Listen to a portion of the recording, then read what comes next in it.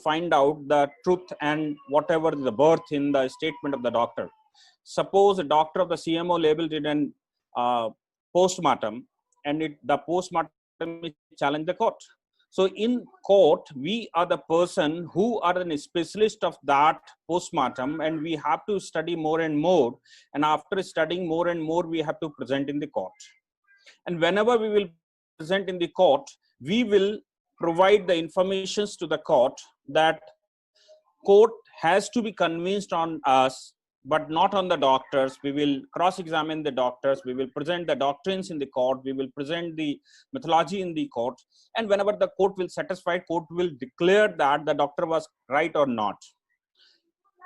As this in lot of fields, like the engineering field, in the astronomy field, in lot of fields, if they did something, they are a specialist on that, they did something and is challenged in the court, then we are the person who will represent in the court and will try to convince the court. But we must have a specialization with the theory and laws, and we have to fit the matter with the law. And as per the law, according to the law, they performed or not. It's an our duty. That is why our field is not a small field. Our field is not a single site. We are the person who are represented in every field. Whatever is established by the government of India, whatever is established in this country, each and everything has to be run by the law. So lawyers are required everywhere. Suppose in the UPSC examination, if few people represented by history, geography, economics, and so on, a lot of subjects, we are also the person who have to represent in the court with these subjects. But the person from the history field cannot go in the judicial field. The person in the person who is a specialist in the economics can do the economic job in the companies. The person who is a specialist in the financial matters can represent in the company, but we are the person who are also required in the company. So because the company has to be run as per the law, that is why in that company we will present in the court, and we will convince the court whether the company performed right or wrong. So that is why for lawyers, each and every sector of this country is open for us. We are a specialist of all these subjects. Why? Because we are the double graduate person, single graduation, and after that we have to do an LLB. And for the LLB examination, the graduation is a basic qualification. That is why we are the double graduate. And after double graduation, we have to present in the court, and after court we have to go to for the judicial examination, and so on. And even in the legislation field also, if we will see the legislators of this world, then 80% legislator ministers are from the law field. If we will see the revolutionary persons of this world, then we will find out that 50 to 70% people are from the law field. Why? Because our mind is an open mind, and we knows everything. We try to go inside of the syllabus. We have to go inside of the subject as per the country's constitution, as per the country's law and regulations. So law field is a very important field. First thing. The another thing is this, that where we have an opportunity, we have an opportunity in the court first, and no one else having the opportunity in the court to represent, like an advocate, like a judge, like a justice, like a law officer, like a representative of the state, like a representative of the country, and so on. So now the court is an exclusive out of 3 fields, out of 3 departments: legislation, judiciary, and executive. Judiciary is exclusively open for a lawyer. Whole field of judiciary is open for the lawyer. Now the second thing, jobs and opportunities in the corporate sector. No doubt we have all the opportunities in the corporate sector. Whatever the corporation is established, wherever the corporation is established, whatever the societies are doing, whatever the companies are doing, they require the lawyers. It is a different thing that we required from the company field. They required lawyers from the different fields. They required the lawyers from the civil sector. They required the lawyers from the criminal sector, and so on. But required the lawyer. And in course of LLB, we studies each and everything, every aspect of the law. After that, we got the degree of law. So here, in case of any degree, in case of any opportunity, we having an opportunity in the corporate sector. Exclusively, we having the opportunity in the corporate sector. Others also having the opportunity, but we having an exclusive opportunity. In the same line, if we want to go in the teaching line, then the opportunities are open there. We want to go in the social sector, the opportunities are to the lawyer. We want to go in the police system or the administrative system, opportunity is to the lawyers. And even if administrator come after qualifying the examination of UPSC and now want to get the power of the magistrate, they have to qualify the exam, whatever is made as per the syllabus of that, and the syllabus is very much related to the law. Means if they will ask the questions, they will ask the 90% questions from the law, like what is Corruption Act, what are the law and order situation, what are the criminal procedure act, what are the constitutional provisions, what are the state division of power, how they have to function, how they have to work. All these are very much related to the law.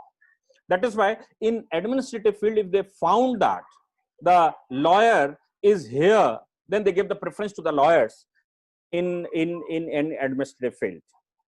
So in my opinion, for each and every aspect, the subject of law is important, and everywhere we having an opportunity. Suppose if we are failed everywhere, on every forum we failed, that we have not getting the success so much, but we can do in practice in the taluka, we can do in practice in the transport department, we can do in practice in the agricultural sector, we can do in practice in the license department.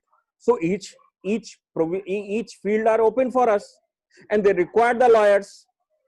That is why we are something else, something exclusive persons, because the number of the lawyers is so greater. That is why the opportunities are less, our opportunities are reducing, and we are not valuing the lawyers. But if we are a good lawyer, we studies thoroughly, we studies with the conceptual system, then no doubt each and everyone ask us that you may give the solution. So in study of law and a subject, law as lawyer, law as a judge, law as an administrative officer, law as a corporate sector, law as a social sector, law in the international sector. Like in international sector, we can go to the UNO having a lot of organizations, and in each and every organization they require the lawyers. So for all these things, we having an opportunity there, and if we having an opportunity, then we must have to avail the opportunity like that. Now the question is here, one thing, that what about the COVID-19? As Utkarsh asked me that what are the opportunities after COVID-19? So COVID-19 is in time to judge for each and every field, and it is a dangerous time, it is a critical situation for the whole of the world. But in my opinion, after the lockdown will open and all the industries will start, all the fields will start, there will be lot of disputes between the parties, because no one is gaining right now, each and everyone is losing. So companies are not able to maintain the status, companies are not able to maintain to pay the loans, companies are not right now able to maintain to pay the salaries.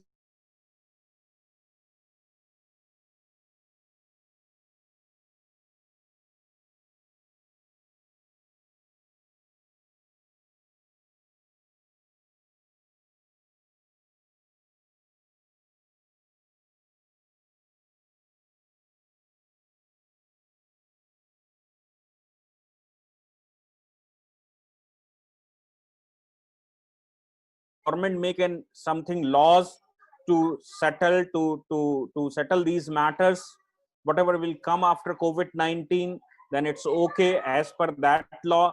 if they will not come here, then in Supreme Court or High Court, the High Court and the Supreme Court will decide that what to do in this type of situations. I think lot of cases has to come against the breach in case of breach of contracts. Breach of contract in the rent matters, breach of contract in the supply matters, breach of contract in the service sector, breach of contract in the supply sector, breach of contract in case of production, breach of contract in case of transportation, and lot of things has to become in the court. If the government make any regulation and government having any way that they can say that whatever the loss beared by any person, whatever the happening and mishappening, we have to forget here and we have to start from the new status, then as per the law we will discuss. If it is not, then the cases will come in the court, and I don't think that less than 5 crore cases will come. More than 5 crore cases will come in the court, and this will be the duty of the government to increase the court strength of the court, and we have to make the speedy trials. We can open the alternate dispute resolution here. We can means government can provide, government can open the sectors for the arbitration, conciliation, and mediation, etc. So in my opinion, after COVID-19, there is a lot of opportunities for the lawyers. There is a lot of opportunities for the law fields, especially after COVID-19. The bulk of cases will come here, and in paralegal services, in the consultation services, in the arbitration services, in the judicial services, in the administrative services, and in the law field, lot of opportunities will come. And I don't want to say that it is an unfortunate for our country, but that will be the fortune for our country, for the law field students and for lawyers, etc. So I think that if anyone having the question regarding the opportunities in law, or then you may ask the questions here. Utkarsh.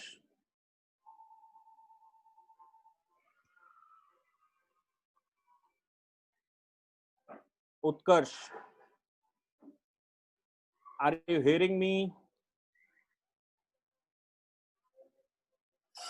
Are you hearing me?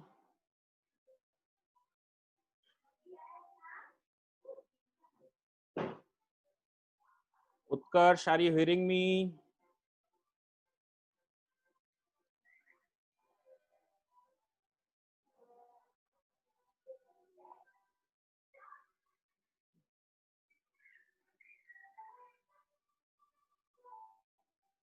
Hello, are you hearing me?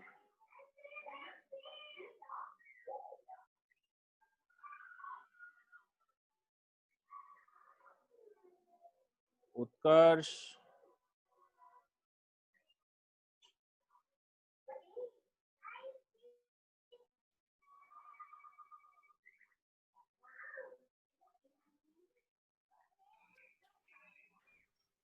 Hello हाँ, या sir आपको unmute करना पड़ेगा sir उत्कर्ष को, आप host हैं sir.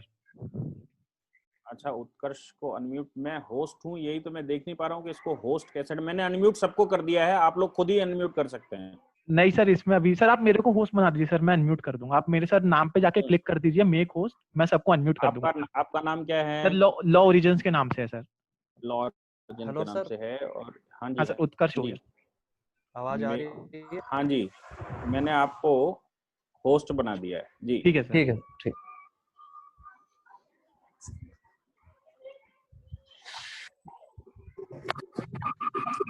साक्षी रस्तोगी जी एक प्रश्न पूछना चाह रही थी, वो अपना सवाल सर से पूछ सकते। हाँ जी, बोलिए। साक्षी रस्तोगी जी म्यूट कर दिया जाए, अनम्यूट कर दिया।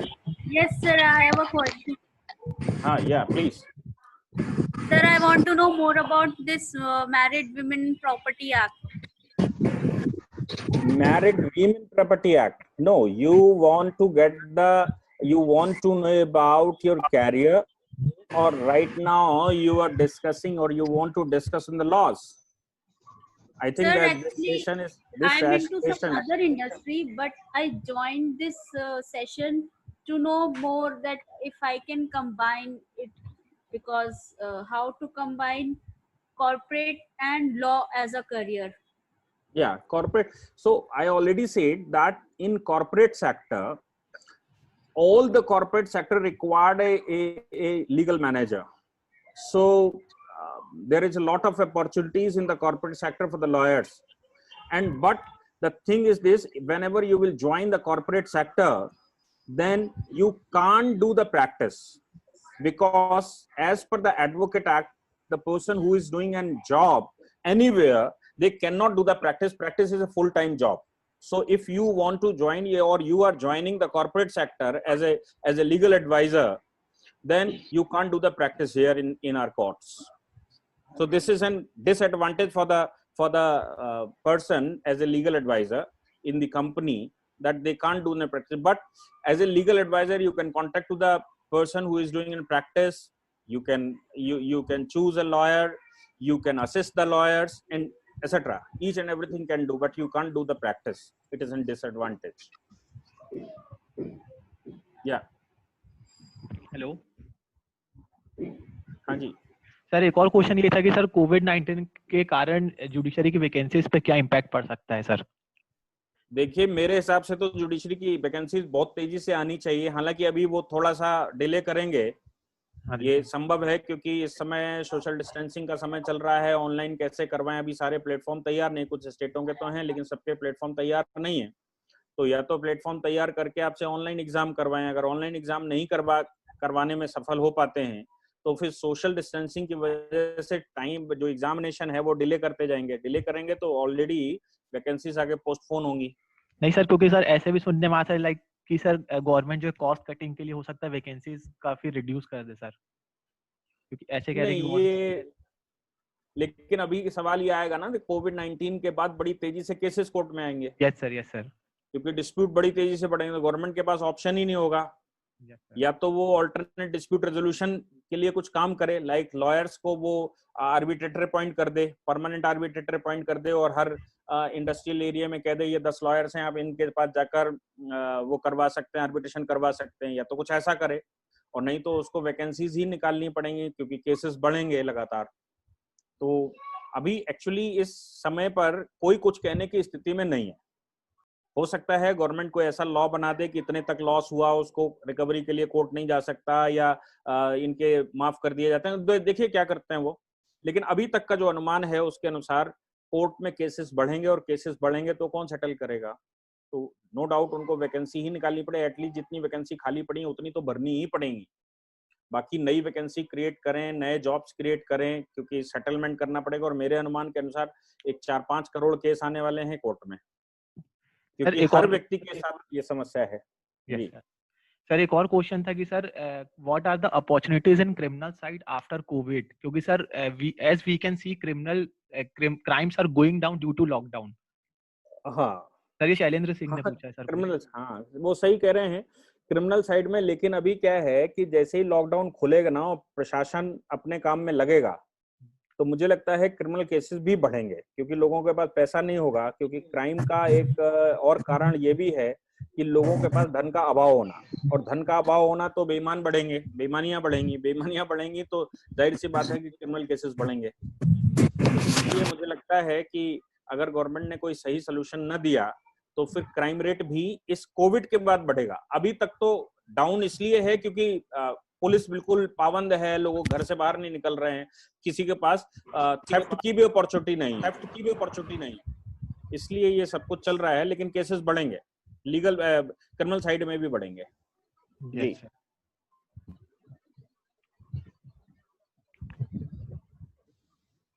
सर. हाँ जी. अक्सर देखा गया है कि जो लॉयर्स हैं वो पॉलिटिक्स में ज्यादा इन्वॉल्व हो जाते हैं, तो उसके पीछे क्या कारण है सर? कि मतलब एज अ लॉ फील्ड में ज्यादा अपॉर्चुनिटी नहीं है, या फिर पॉलिटिक्स में उसका ज्यादा यूज है? ऐसा नहीं है. एक्चुअली लॉ फील्ड इतनी बड़ी फील्ड है कि हमको हर एक विषय देखना पड़ता है, ए से लेकर लेजिस्लेटिव पॉलिसी से लेकर और नीचे एग्जीक्यूशन तक, वो सब हमारे पास आता है.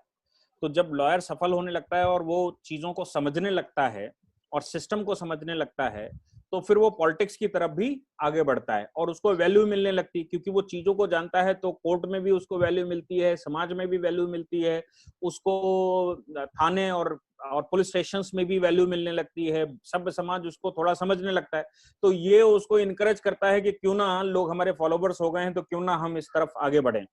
और दूसरी बात यह है कि मुझे लगता है कि लेजिस्लेशन फील्ड में लॉयर्स का ज्यादा काम है, क्योंकि लेजिस्लेशन का काम है लॉ बनाना। लॉ वो उसको ही बनाना चाहिए जिसको लॉ बहुत अच्छे से आता है।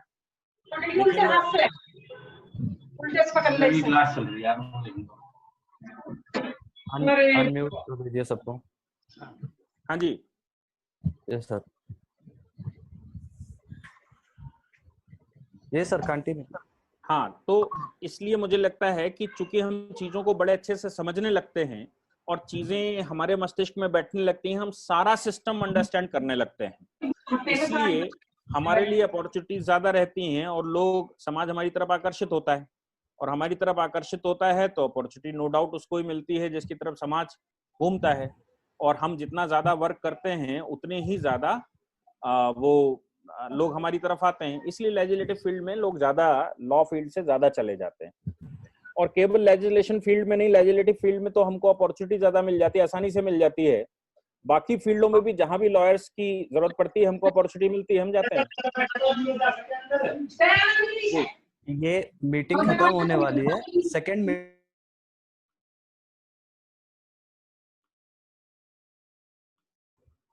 हेलो, ये मीटिंग जब भी डिस्कनेक्ट होगी आप सभी सेम लिंक से इस मीटिंग में जुड़ सकते हैं और सर से और सवाल कर सकते हैं।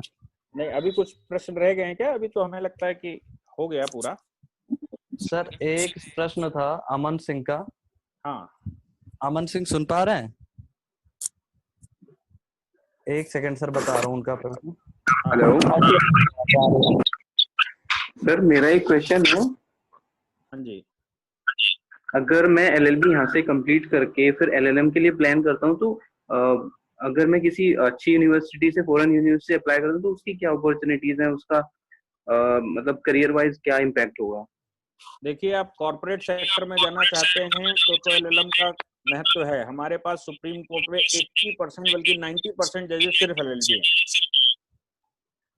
जो जजेस बनना चाहते हैं एलएलबी के बाद, वो 2 साल अगर एलएलएम में खर्च करेंगे, उतना टाइम वो अगर पढ़ने में और उसमें उसी की तैयारी करने में लगाते हैं, तो वो जुडिशरी में अंदर घुस जाते हैं। एलएलएम में उनको ही जाना चाहिए जिन्होंने अपने कैरियर को एज ए टीचर चुन लिया है, या यहाँ एलएलबी में अपॉर्चुनिटी नहीं मिल पाई तो कॉर्पोरेट सेक्टर में जाने के लिए हमको कुछ एक्सपोजर मिले, उन लोगों को ये रास्ता अपनाना चाहिए। लेकिन जो लोग प्रैक्टिस करना चाहते हैं और जुडिशरी में जाना चाहते हैं, उनके लिए हमें लगता है कि एलएलबी की डिग्री मोर देन सफिशिएंट है। इसलिए जो हमारी फील्ड में जजेस हैं, जो हमारी फील्ड में लॉयर्स हैं, वो 90 नहीं बल्कि 95% मैं कहूंगा सिर्फ एलएलबी किए हुए हैं, एलएलएम नहीं है, वो पीएचडी नहीं है। पीएचडी 1% लोग करते हैं और 4-5% लोग एलएलएम करते हैं। उसका कोई हमारी प्रैक्टिस में फर्क नहीं पड़ता कि आप एलएलएम हैं कि आप पीएचडी किए हुए हैं। आपके केवल बार काउंसिल का रजिस्ट्रेशन है, वो रजिस्ट्रेशन ही सफिशिएंट हमारी प्रैक्टिस में होता है। जी सर एक क्वेश्चन है, अक्सर पूछा जाता है कि जिन बच्चों का बैकग्राउंड नहीं है लॉ फील्ड में, मतलब फादर नहीं है या कोई और नहीं है, तो वो बच्चे कितना, उनके लिए स्ट्रगल कितना रहता है एज ए लॉयर? इसमें तो कोई शक ही नहीं है कि बीइंग ए लॉयर अपने को एक पीढ़ी तो चैम्बर बनाने में लग जाती है या फीडिंग सिस्टम बनाने में लग जाती है, और एक पीढ़ी के बाद हमें अगली पीढ़ी में कुछ सफलता मिलने लगती है, मतलब 10-15 साल हमको लगते हैं। उसका कारण एक और है।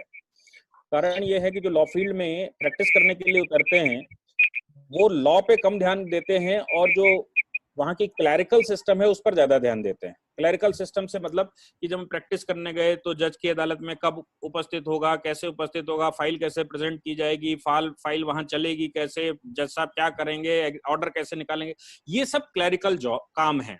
हम लॉ पर कॉन्सेंट्रेट कम करते हैं और क्लैरिकल पर ज्यादा कॉन्सेंट्रेट कर जाते हैं, जबकि एक लॉयर के लिए लॉ पर कॉन्सेंट्रेट करना जरूरी है। और मेरा मानना यह है कि अगर आप सही से लॉ पढ़कर गए तो 3 से 4 साल में आप एस्टेब्लिश हो जाते हैं उस फील्ड में, चाहे आपका बैकग्राउंड हो ना हो। बैकग्राउंड की मदद उनको बहुत ज्यादा मिलती है जो लॉ में अंदर नहीं घुसे हुए हैं, वो एक सिस्टम बन गया है, उस सिस्टम से फीडिंग चल रही है। लेकिन ये देखा गया है कि सुप्रीम कोर्ट के जजेस तक या सुप्रीम कोर्ट के जो अच्छे प्रैक्टिशनर हुए, वो आवश्यक नहीं है कि उनके फोर फादर्स या वो फैमिली बैकग्राउंड उनका लॉयर्स का हो। केवल हमको एक केस चाहिए होता है, उस एक केस में हम अपने आप को सिद्ध कर लेते हैं। उस एक केस को सेटल करने में साल 2 साल 3 साल जो भी लगता है, उसके बाद हमको केसेस मिलने लगते हैं। लेकिन जब हम लॉ ही नहीं जानते होंगे, हम प्रैक्टिस करने चल दिए और हम जज के बराबर नॉलेज नहीं रखे हुए हैं। क्यों? क्योंकि एक जज से जिससे हमें ऑर्डर लेना है, उससे ज्यादा मुझे नॉलेज होना। अगर मैं उससे ज्यादा नॉलेज नहीं गेन कर सकता, तो फिर मैं उससे ऑर्डर नहीं ले सकता अपने क्लाइंट के फेवर में। अब हमने जज बनने की कैपेसिटी है नहीं और मैं प्रैक्टिस करने चल दिया। सुप्रीम कोर्ट भी कहता है कि lawyers are superior than the जजेस। लॉयर्स हमेशा जजेस से सुपीरियर होते हैं। क्यों? क्योंकि जज जो है वो एक लिमिटेड नॉलेज के साथ बैठता है, लेकिन लॉयर्स उस पर रिसर्च करके लाते हैं और वो रिसर्च कोर्ट के सामने रखते हैं। कोर्ट उन रिसर्चों को दोनों को कंपेयर करती है और दोनों के आर्गुमेंट सुनने के बाद एक कंक्लूजन पर पहुंचती है। लेकिन कोर्ट रिसर्च नहीं करती बार बार, रिसर्च तो हमको ही करनी पड़ती है। जितना काम एक पीएचडी में होता है, उतना ही एक हाई कोर्ट की फाइल में होता है। तो पीएचडी करने के लिए कोई व्यक्ति 3 साल पीएचडी करने गया, हमने तो केस हमारे पास आया और हमने 1 हफ्ते के अंदर उसको फाइल करना है, और 1 हफ्ते के अंदर ऐसा फाइल करना है कि कोर्ट से ऑर्डर लिया जा सके। तो नो डाउट हमको कोर्ट से ज्यादा नहीं तो कोर्ट के बराबर इक्विवेलेंट तो हमें नॉलेज होना। तो हम क्या करते हैं कि हम भागकर कोर्ट की प्रैक्टिस में तो चले जाते हैं, लेकिन हम अभी जज बनने की कैपेसिटी नहीं रखे हुए, तो टाइम लगेगा। और अगर वो नहीं सफल हो पाया, यानी कि वो लॉ में अच्छा नहीं घुस पाया, तो आगे के लिए उसके साथ बहुत बड़ी समस्याएं होने वाली हैं। इसलिए ये नहीं सोचना चाहिए कि हमारा पारिवारिक बैकग्राउंड नहीं है तो ऐसा नहीं है। हमको अपनी तरफ से तैयार होना चाहिए। 1-2 केस हमको मिल जाता है अच्छा, और उसको हम परफॉर्म कर लेते हैं, उसके बाद केसेस की कमी नहीं रहती, ये देखने में आया जी। I want to ask about All India Judicial Services. The central government is planning to launch a commission like the Union Public Service Commission for judicial services as well. So, what do you think about that? What are your views and the pros and cons for the? I am also listening from last 20 years. जब मैं law field में घुसा था, तब से मैं सुन रहा हूँ, जो गवर्नमेंट आती है वो यही कहती है कि हम ऑल इंडिया जुडिशियल सर्विसेज करवाने जा रहे हैं। लेकिन ये सरकार भी पिछले 6 साल से बैठी और 6 साल से कह ही रही है, अभी तक तो कमीशन भी अपॉइंट नहीं हुआ। आगे क्या होगा, इसलिए इसकी चक्कर में नहीं पड़ना चाहिए। हमने तो जो चल रहा है उसमें एग्जिस्ट कर लेना चाहिए। मुझे नहीं लगता कि गवर्नमेंट इतना आसान है। क्यों? क्योंकि लैंग्वेजेस हर स्टेट की अलग अलग हैं और सिलेबस अलग अलग है, वहाँ के लोकल लॉज अलग अलग हैं, वहाँ के सिविल लॉज अलग अलग हैं स्टेटों के। तो हम कैसे उनको एडजस्ट करेंगे इंटर स्टेट, जब तक पूरे देश में एक कानून व्यवस्था ना लागू हो, यानी कि सब सिविल लॉज, लोकल लॉज और जो प्रॉपर्टी लॉज हैं या जो एग्रीकल्चरल लॉज हैं, वो पूरे देश में एक से हों लैंड लॉ, तब हम एक दूसरे स्टेट में इंटरकनेक्ट कर सकते हैं। नहीं तो जो यूपी में जन्म लिया, उसके लिए लैंड लॉ लगता है अवध टेनेंसी एक्ट और आगरा टेनेंसी एक्ट। जो आगरा में जो राजस्थान में चला जाता है उसके लिए दूसरा एक्ट लग जाता है, बिहार में चला जाता है उसके लिए दूसरा एक्ट लग जाता है। लोकल लॉ सबकी म्युनिसिपैलिटीज के अलग अलग हैं। तो अभी मुझे लगता है कि ये तभी संभव हो सकता है जब आप पूरे देश के कानूनों को एक रूप करते हैं, सिंगल लॉ चलेगा। लैंड लॉ का मतलब चाहे यूपी में जाओ, बिहार में जाओ, राजस्थान में जाओ, दिल्ली में जाओ, हरियाणा, मध्य प्रदेश, जहां भी जाइए वहां एक लॉ मिलेगा। तब तो आप ऑल इंडिया सर्विसेज बना लीजिए कि भाई एक ही लॉ है, एक पेपर सेट कर देंगे, पूरे देश में चल जाएगा। लेकिन लोकल लॉ सबके अलग अलग हैं। और इसके अलावा जो नेशनल लॉज हैं, सेंट्रल लॉज हैं, सेंट्रल लॉज में भी स्टेट को अमेंडमेंट करने के राइट हैं। और स्टेट को अमेंडमेंट करने का राइट है तो हर स्टेट अपनी परिस्थितियों के अनुसार उसको अमेंड कर लेता है। आप सिंगल पेपर कैसे बनाए उस पर? ये बहुत सारी जो हैं वो अपने पास चैलेंजेस हैं। इनको जब तक सॉल्व नहीं करेंगे तब तक all India services, judicial services में नहीं लाई जा सकती। इसलिए मुझे लगता है कि गवर्नमेंट ने जो स्टेप उठाया, सेंट्रल गवर्नमेंट ने पिछले 5 साल में, वो ये था कि एक 2000 कानून जो खाली पीली के पड़े हुए थे वो धीरे धीरे करके उन्होंने एब्सोल्यूट करने शुरू किए। और अभी वो 1 nation 1 law, 1 nation 1 card, 1 nation 1 identity, 1 nation 1 domicile, इस पर काम कर रहे हैं। जब तक वो ये सब फिनिश नहीं कर लेते तब तक मुझे लगता है कि ये थोड़ा सा मुश्किल काम है जी। सर, एक बच्चे का क्वेश्चन है कि एक लॉयर के अंदर क्या क्या क्वालिटीज होनी चाहिए? लॉयर के अंदर सबसे जो मुख्य क्वालिटी है वो एक क्वालिटी है, we want to do the justice. और जब आप एडवोकेसी पढ़ेंगे तो वो कहते हैं कि आप क्लाइंट के सगे हैं कि जस्टिस के सगे हैं, तो हमारा आंसर होता है हम जस्टिस के सगे हैं। क्लाइंट हमारा अन्नदाता जरूर है, लेकिन हम in favour of law practice करते हैं। तो हमारे नेशन में हमारे कॉन्स्टिट्यूशन के लिए क्या अच्छा है, हमारे क्लाइंट को बचाना या हमारे देश को बचाना? तो हमारे पास जो अच्छा लॉयर है, जो एक लॉयर की रिक्वायरमेंट है, वो ये रहती है कि वो कंसिस्टेंटली काम करेगा और अपने क्लाइंट को उस स्तर तक प्रोटेक्ट करेगा जिस स्तर तक वो कर सकता है, जो किसी के अगेंस्ट में ना जा रहा हो, जो नेशन के अगेंस्ट में ना जा रहा हो, जो जस्टिस के अगेंस्ट में ना जा रहा हो। वहां तक हम पूरी मेहनत करते हैं। आपकी सिंसियरिटी, आपकी लेबोरियस नेचर, आपकी कंसिस्टेंसी, ये सब डिपेंड करता है आपकी प्रैक्टिस आगे कैसे चलेगी। और आपका सत्यवादी होना, जैसे सचिन तेंदुलकर अगर खेलने गया और उसके बैट से बॉल लग गई, भले ही किसी ने अपील की हो या ना की हो, और वो क्रीज छोड़कर चले आए, ये एक अच्छे प्लेयर का काम है। सो आपके जो जो जो क्लाइंट है उसने आपके साथ क्या व्यवहार किया या वो क्या करवाना चाहता है, ये इंपॉर्टेंट नहीं है। इंपॉर्टेंट ये है कि जस्टिस कहां मिल रही। तो आपकी कोर्ट के सामने एक इमेज बनती है और आप अपने आप में भी जस्टिफाई कर पाते हैं। तो मुझे लगता है कि जो सबसे ज्यादा इंपॉर्टेंट चीज एक लॉयर में है वो है लॉ की डेप्थ नॉलेज होना और उसका स्ट्रक्चर समझना और कोर्ट की मदद करना। हम कोर्ट की मदद करने के लिए ही हैं, नहीं तो क्या है, क्लाइंट का केस है, वो सीधा कोर्ट जाता और अपनी बात कोर्ट को बताता, कोर्ट ऑर्डर कर देता। हम कोर्ट की मदद करने के लिए हैं कि हम लॉयर की बात जुडिशियली उसको बताएंगे, यानी कि लीगल सिस्टम में कम से कम शब्दों में बताएंगे ताकि कोर्ट का समय बच सके। लेकिन इसका मतलब ये नहीं है कि हम हर हालत में अपने क्लाइंट को बचाएंगे। ये लॉयरिंग है। अगर हम वो लॉयरिंग नहीं जानते तो मुझे लगता है कि फिर हम अपनी ही फील्ड के साथ जस्टिस नहीं कर रहे हैं। जी सर, एक क्वेश्चन श्वेता सिंह का है। हाँ सर, उनका क्वेश्चन है कि हाँ, Shweta Singh. Good afternoon sir. Sir मेरा क्वेश्चन था कि जैसे कि लॉ फैकल्टी दिल्ली यूनिवर्सिटी में ऑल ओवर इंडिया से बच्चे आते हैं। बहुत सारे बच्चे होते हैं जो कि tier B like tier 2 cities like Ranchi या लखनऊ या इलाहाबाद से भी आते हैं। तो sir what will you recommend that if they want to go for practice, should they start their practicing in Delhi और शुड दे स्टार्ट लाइक और they should prefer in their own cities? देखिए, in my opinion the very important thing is the clientele system. If you do having the client, then you can do a better practice. So if you having the client system या clientele system in Delhi, then Delhi is the best place. But if you do having your clientele system in your own city, then you must have to do the practice there, because we knows law, we want to live in the commercial states, we want to do the practice in the Supreme Court and High Court. But if we do not having the feeding, we do not having the clientele system, we do not having the relation in society, then for whom we will do the practice? In that case we will go to the court, and in that court we will assist the lawyers of the local area. So we are going there to assist the lawyer, or we are going there to make ourselves a lawyer. So for lawyer, the feeding system is very necessary. So if you do not having the feeding system, I don't think that you do have to do the practice in the Delhi. Otherwise, after 5 or 6 years, you will have to go back in your own state. Why? Because in your own state, you having some relatives, you having the social sector, you having the society, your relatives are there, your friends are there. They will give the cases to you. Yes, sir. Thank you, sir. Okay, welcome.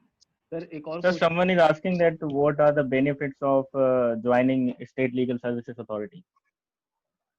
Benefit, आपको legal services authority join करते हैं तो सरकार के cases रहते हैं, सरकार के पास केसेस रहते हैं। तो जो लोग नहीं प्रैक्टिस कर पा, जो लोग लॉयर हायर नहीं कर पाते हैं, उनको हम वहां केसेस देते हैं। और इसके लिए लीगल सर्विस अथॉरिटी का एक लिस्ट बनती है, उस लिस्ट के अकॉर्डिंग हम काम करते हैं। तो बेनिफिट क्या है, वहां पर हमको केसेस मिलने लगते हैं और केसेस के माध्यम से हम कोर्ट में ज्यादा रिप्रेजेंटेशन कर पाते हैं। जितना रिप्रेजेंटेशन कोर्ट में ज्यादा होगा उतनी प्रैक्टिस भी निकलेगी और लोग हमको जानेंगे और हम जस्टिस भी कर पाएंगे। इसलिए अगर लीगल सर्विस अथॉरिटी के केसेस हमको मिलने लगते हैं तो ये एक अपॉर्चुनिटी है अपने आप को प्रूफ करने की, इसलिए करना चाहिए। सर, तो सैलरी स्ट्रक्चर कैसा होता है वहाँ पे उस चीज में? कहाँ पर? नहीं, सर, लीगल सर्विस अथॉरिटी में नहीं, लीगल सर्विस अथॉरिटी में सैलरी नहीं होती। Case Okay. का अपना पर हेयरिंग का कुछ मिनिमम चार्ज होता है और मैक्सिमम चार्ज होता है, स्टेट वाइज Okay. चलता है। सपोज उन्होंने कहा कि हम 5,000 रुपए से ज्यादा नहीं देंगे और पर हेयरिंग आपको 1,000 रुपए देंगे, तो अब 5 हेयरिंग में आपको 5,000 मिल गए, 5,000 क्रॉस नहीं कर सकते, अब आपको उतना ही में केस लड़ना पड़ेगा। तो वहां पर एक फिक्स अमाउंट होता है, वो फिक्स अमाउंट देते हैं, कोई सैलरी नहीं होती, वो कोई जॉब नहीं होता। आप लॉयर हैं, पहली चीज दिमाग में रखिए कि आप लॉयर हैं, लॉयर कोई नौकरी कर ही नहीं सकता। ओके। और तो question sir legal services authority fix कर देती है कि इतनी हियरिंग में केस को सॉल्व करना है? नहीं, वो ये फिक्स कर देते हैं कि इतने हेयरिंग के पैसे हम आपको देंगे। केस अच्छा, तो सॉल्व होगा नहीं होगा ये तो कोर्ट तय करेगा, लीगल सर्विस अथॉरिटी तय नहीं करेगी। तो ये तय होता है कि इतना हियरिंग के इतने चार्जेस आपको पे किए जाएंगे? बस। ओके। और मैक्सिमम ये है, हम आपको 10 हेयरिंग से ज्यादा के पैसे नहीं दे सकते। फिर आपका वो टर्न खत्म हो गया है, पैसे नहीं मिल रहे हैं, तो भी आपको केस तो लड़ना ही पड़ेगा, क्योंकि आपने उसका एक कॉन्ट्रैक्ट ले लिया है। ओके। और एक चीज बड़ी महत्वपूर्ण हमारी लॉ फील्ड में है, आपने केस ले लिया है तो आपने वकालतनामा लगाने के बाद डिनाई नहीं कर सकते, चाहे फीस मिली हो या ना मिली हो।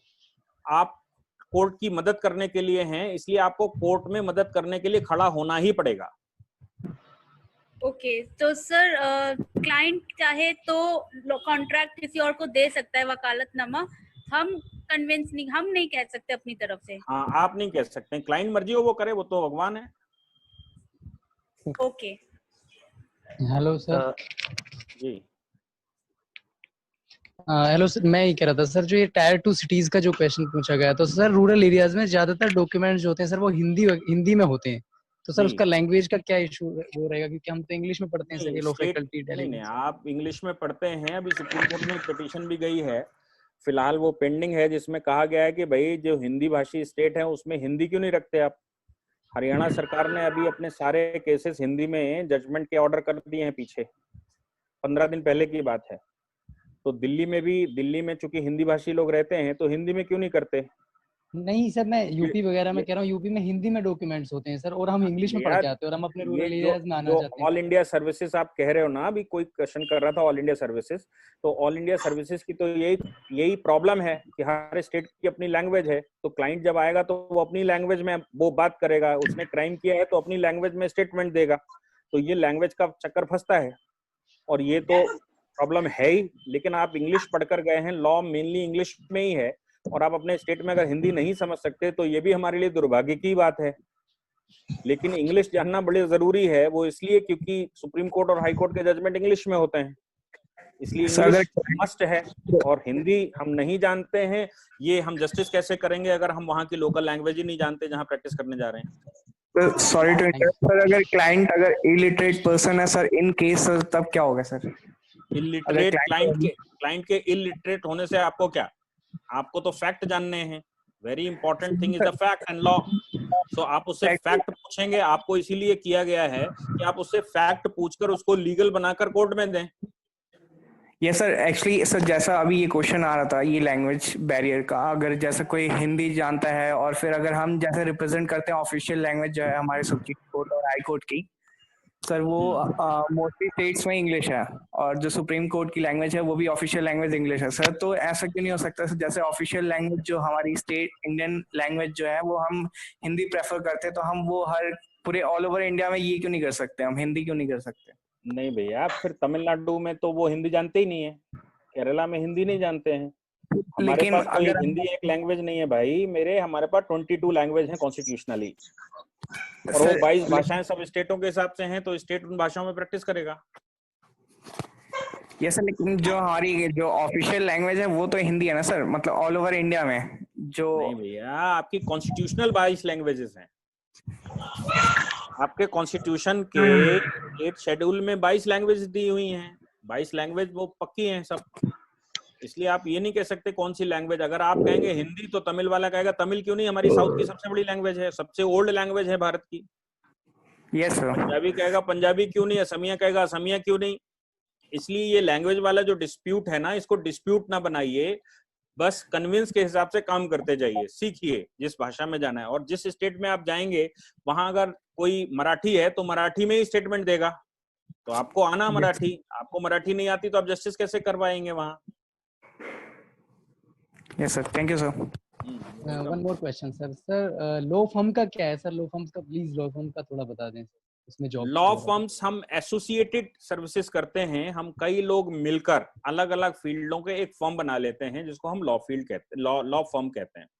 सपोज मैं क्रिमिनल का स्पेशलिस्ट हूँ, कोई सिविल का स्पेशलिस्ट है, कोई मैरिज का स्पेशलिस्ट है, कोई कंपनी का स्पेशलिस्ट है, कोई कॉन्ट्रैक्ट का स्पेशलिस्ट है।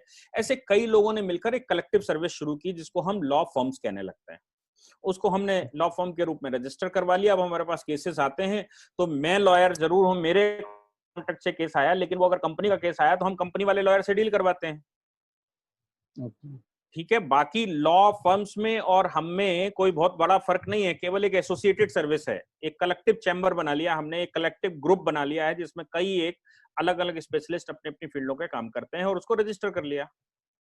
शेयरिंग इंडिविजुअल जॉब करता है वो प्रैक्टिस कर सकता है, मतलब जैसे जॉब नहीं, नहीं, जॉब करने वाला कोई प्रैक्टिस नहीं कर सकता। ओके, तो लॉ फर्म एक जॉब है? नहीं, लॉ फर्म नहीं, आप दो बातें मिक्स कर रहे हैं जी। लॉ फर्म हमने बनाई 10 लोगों ने मिलकर जी। और हम 10 के 10 लॉयर हैं, हम लॉयर ही रहेंगे, लेकिन हमने उसमें किसी को जॉब दिया पैरालीगल सर्विसेज के लिए, वो हमारा एम्प्लॉय बन जाएगा। पैरालीगल सर्विसेज से मतलब है ड्राफ्टिंग करवाएंगे, उससे कन्वेंस करवाएंगे, उससे ये सब मैटर ढूंढवाएंगे, उससे रिसर्च वर्क करवाएंगे, इसको हमने जॉब दिया। लेकिन हम 10 लॉयर तो हम लॉयर हैं। ओके जी, thank you sir. You welcome. Sir एक लास्ट उत्कर्ष कुछ और है क्या? सर एक तो सर वो 10 लोग क्या जॉब वो कोर्ट में प्रैक्टिस कर पाएंगे जिन्होंने? हाँ, वो 10 जो लॉ फॉर्म बनाते हैं वो तो प्रैक्टिस करते ही हैं। ओके, केवल एम्प्लॉय नहीं करेगा। सर एक लास्ट क्वेश्चन ले लेते हैं सर आज का। जी जी सर ये है सर, साक्षी रस्तोगी पूछ रही है कि सर जैसे हमको पता है सिविल केसेस लड़ने के लिए लॉयर की जरूरत नहीं होती है, तो सर उसके ऊपर आप कुछ सर बता सके जो सर लॉ बैकग्राउंड से नहीं है और उनको अगर खुद का केस परस्यू करना है तो उसका सर क्या प्रोसीजर होता है और कैसे होता है उसका सब? केवल देखिए, सीधी सी बात है, किसी भी मैटर में, केवल फैमिली मैटर्स में हमको लॉयर की जरूरत नहीं होती, उसमें कानून है। बाकी सब में हमको लॉयर्स की जरूरत होती है। इवन सिविल केसेस में तो बहुत ज्यादा टिपिकलिटी है और सिविल की जो लोग प्रैक्टिस करते हैं उनको बहुत मशक्कत करनी पड़ती है, इसलिए वहां तो हमको स्ट्रॉन्ग लॉयर चाहिए होता है। क्रिमिनल की प्रैक्टिस इजी है, सिविल की प्रैक्टिस टिपिकल मानी जाती है, क्योंकि उसमें इफ एंड बट्स बहुत होते हैं। क्रिमिनल में तो हमारे पास 2 ही 3 एक्ट हैं जो मेन सामने आते हैं, एविडेंस एक्ट, सीआरपीसी और आईपीसी, और एक आध कोई एक्ट इधर उधर से आ गया तो आ गया। बाकी सिविल में तो हजारों की तादाद में एक्ट हैं, और ये कहना गलत है कि सिविल में हमको लॉयर की जरूरत नहीं पड़ती। सिर्फ फैमिली मैटर्स में हमको लॉयर्स की जरूरत नहीं पड़ती। इसलिए फैमिली मैटर में आप रिप्रेजेंट करना चाहते हैं तो कोर्ट के सामने कह सकते हैं। जनरली देखने में आया है कि ये जो फैमिली मैटर्स हैं, फैमिली मैटर्स में भी लॉयर ही रिप्रेजेंट करता है जाकर। क्यों? क्योंकि वो सही से अपनी बात रख नहीं पाता तो वो लॉयर ले जाता है। हालांकि वकालतनामा नहीं लगवाते, फिर भी वो कहते हैं साहब ये बता देंगे आपको। और किसी भी मैटर में जब आप कोर्ट से रिक्वेस्ट करते हैं कि मैं लॉ फील्ड खुद जानता हूं, तो वो कहते हैं केस इन पर्सन, तो प्लीड इन पर्सन आप जा सकते हैं। तो आप कह सकते हैं कि साहब मैं खुद ही इसको रिप्रेजेंट करूंगा, कोर्ट अलाउ कर देगा तो आप करिए।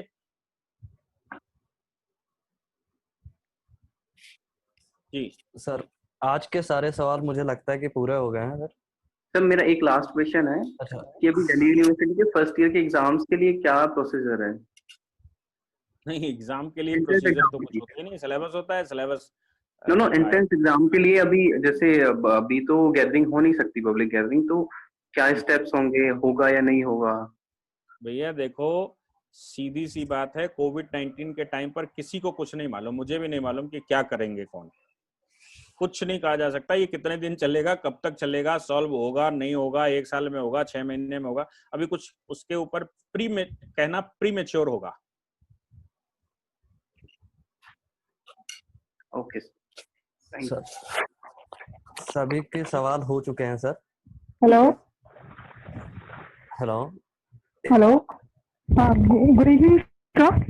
हाँ जी sir, if we are in corporate sector and we are not practicing court, then is it possible to get our license cancelled?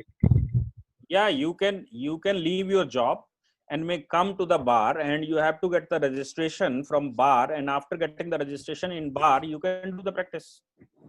Okay. Okay. Thank you, sir. Oh, you're welcome. ठीक है, सभी को धन्यवाद, आप सब हमसे जुड़े और ऑर्गेनाइजर्स ने हमको अवसर दिया आप लोगों से बात करने का, उसके लिए अगेन थैंक यू।